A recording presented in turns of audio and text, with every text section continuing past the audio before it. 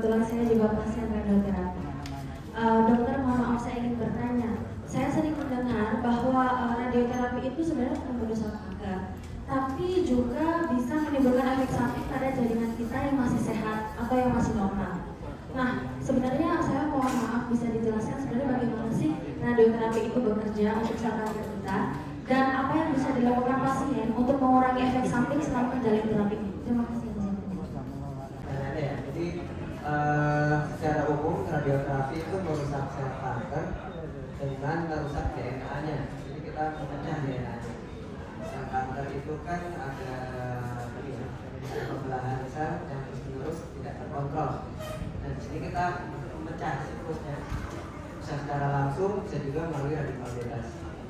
Namun tetap secara prinsip kami lokal. Jadi ketika kita meradiasi daerah targetnya atau daerah kankernya, itu secara nggak langsung kita juga mau nggak mau mengenai daerah sekitarnya, karena sifat radiasi itu sendiri dia tembus. Jadi dia nggak berhenti di satu titik. Ketika kita berikan dari depan, dia bisa tembus dari depan sampai belakang.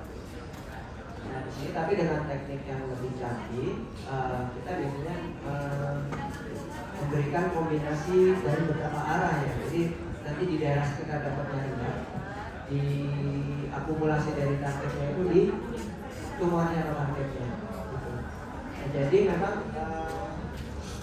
efek sampingnya dihindarinya pertama dari tadi saya sudah sebutkan ya, dengan planningnya itu. Jadi di kami dari sisi medis kita membuat planning sebaik mungkin, kita cari sudut sebaik mungkin yang bisa menghindari payudara, kita menghindari paru. Jadi karena anatomi tiap tubuh tiap pasien itu berbeda-beda ya, kekebalannya dan sebagainya berbeda-beda. Ada bentuk dada yang cenderung agak kotak, ada yang cenderung lebih bulat, itu beda-beda. Sehingga memang perlakuannya berbeda-beda, sehingga planningnya pun arah sudut sinirnya berbeda-beda. Nah kalau dari sisi pasien sendiri yang bisa dilakukan tadi sudah saya singgung sedikit ya, untuk mengurangi lengket pakai pakaian yang longgar-longgar gitu. Termasuk nutrisi itu nggak kalah penting, karena nutrisi seperti protein terutama itu sangat bagus untuk pemulihan ya, baik pemulihan karena radiasi, pemulihan luka, pemulihan lengket, itu sangat butuh nutrisi yang penting. Jadi kalau memang pengalaman kalau pasien asupannya kurang, biasanya efek sampingnya memang biasanya lebih berat juga, dan respon pengobatan terhadap tumornya juga biasanya kurang bagus.